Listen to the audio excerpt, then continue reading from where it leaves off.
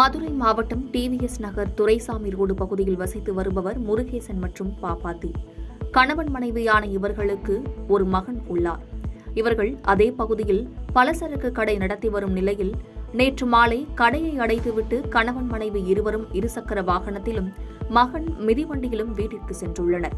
அப்போது பலத்த காற்று மற்றும் இடியுடன் கூடிய மழை பெய்ததால் சாலையில் மின்சார கம்பி அறுந்து தொங்கியபடி இருந்துள்ளது.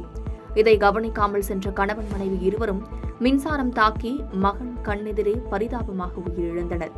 அச்சிறுவனின் அலறல் சத்தம் கேட்ட அக்கம் பக்கத்தினர் சம்பவம் குறித்து காவல்துறையினருக்கு தகவல் தெரிவித்தனர்.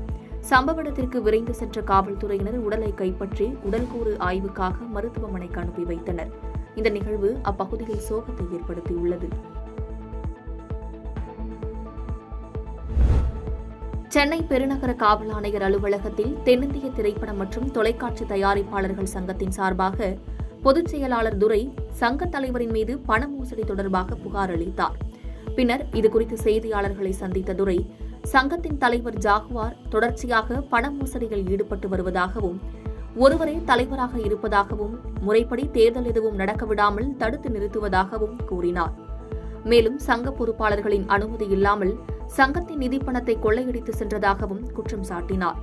மேலும் சம்பந்தப்பட்ட சங்கத்தின் தலைவர் மீது கைது நடவடிக்கை மேற்கொள்ள வேண்டும் எனவும், காவல்துறை அலட்சியம் காட்டினால் சங்கத்தின் சார்பாக அனைவரும் ஒன்றிணைந்து போராட்டம் நடத்தப் போவதாக தெரிவித்தார்.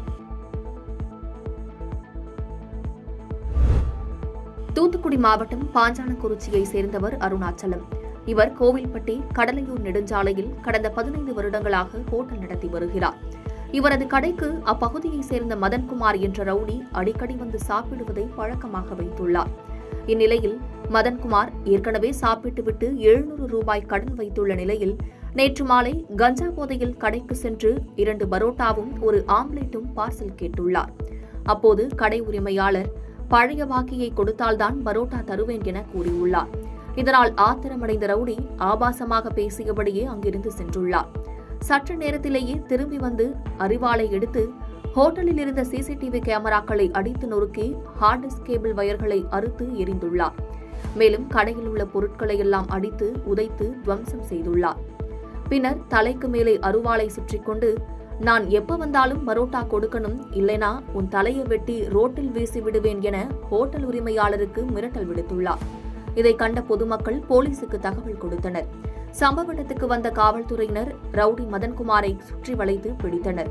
இதனைத் தொடர்ந்து ஹோட்டல் உரிமையாளர் அருணாச்சலம் கொடுத்த புகாரின் பேரில் ரவுடி மதன்குமார் மீது கோவில்பட்டி கிழக்கு காவல் நிலையத்தில் 4 பிரிவுகளின் கீழ் வழக்கு பதிவு செய்த போலீசார் ரவுடி அருவாளுடன் ஹோட்டலுக்குள் புகுந்து சிசிடிவி கேமராக்களை அடித்து உடைக்கும் காட்சிகள் தற்போது வெளியாகி அதிர்ச்சியை ஏற்படுத்தியுள்ளது. கன்னியாகுமரி மாவட்டம் நாகர்கோவில் கோட்டார் பகுதியில் உள்ள விநாயகர் கோவில் அருகில் உள்ளது தெப்பக்குளம். இதில் இன்று காலை வாலிபர் ஒருவர் சடலமாக மிதந்துள்ளார். இதுகுறித்து அந்த பகுதியை சேர்ந்தவர்கள் கோட்டார் காவல் நிலையத்துக்கு தகவல் தெரிவித்தனர். இதையடுத்து சம்பவ இடத்துக்கு சென்ற காவல்துறையினர் சடலத்தை மீட்டு இறந்து கிடந்தவர் யார் என்பது குறித்து விசாரணை நடத்தினர். இதில் இறந்தவர் கோட்டார் முதலியார் விளை பகுதியை சேர்ந்த ஐயப்பன் என்பதும் இவர் மூட்டை தூக்கும் தொழிலாளி என்பதும் தெரியவந்தது. திருமணமாகி மனைவி மற்றும் 2 குழந்தைகளுடன் வசித்து வந்த இவருக்கு மது குடிக்கும் பழக்கம் இருந்துள்ளது. மேலும் வலிப்பு நோய் பிரச்சனையும் இருந்துள்ளது. எனவே வலிப்பு வந்து குளத்தில் மூழ்கி இறந்திருக்கலாம் என கூறப்படும் நிலையில் உடலில் வேறு காயங்கள் ஏதும் இல்லை என போலீசார் தெரிவித்தனர். இதுகுறித்து கோட்டார் போலீசார் வழக்கு பதிவு செய்து விசாரணை நடத்தி வருகின்றனர். நாயை கழுவிய தண்ணீர் வீட்டின் முன் வந்ததால் மதுரையில் பெட்ரோல் கொண்டு வீசிய சிறுவன். மதுரை ஆதிமூலம் பிள்ளை சந்து அருகில் குடியிருந்து வருபவர் மணியம்மை.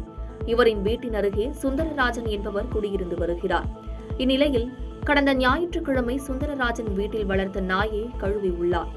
நாயை கழுவிய தண்ணீர் அருகில் உள்ள வீட்டிற்கு வந்துள்ளது. இது பற்றி அருகில் உள்ள வீட்டில் இருப்பவர்கள் கேள்வி கேட்டுள்ளனர். இதனால் ஆத்திரமடைந்த சுந்தரராஜனின் உறவினரான 17 வயது சிறுவன் மணியம்மை வீடு முன்பாக பெட்ரோல் குண்டுகளை வீசியுள்ளார். இதுகுறித்து போலீசார் விசாரித்து வருகின்றனர். பாதகம் செய்பவரை கண்டால் நாம் பயங்கொள்ளலாகாது பாப்பா, மோதி மிதித்து விடு பாப்பா, அவர் முகத்தில் உமிழ்ந்து விடு பாப்பா. அண்மை செய்திகளை உடனுக்குடன் தெரிந்து கொள்ள இணைந்திருங்கள் இயம்நாடு தொலைக்காட்சியுடன்.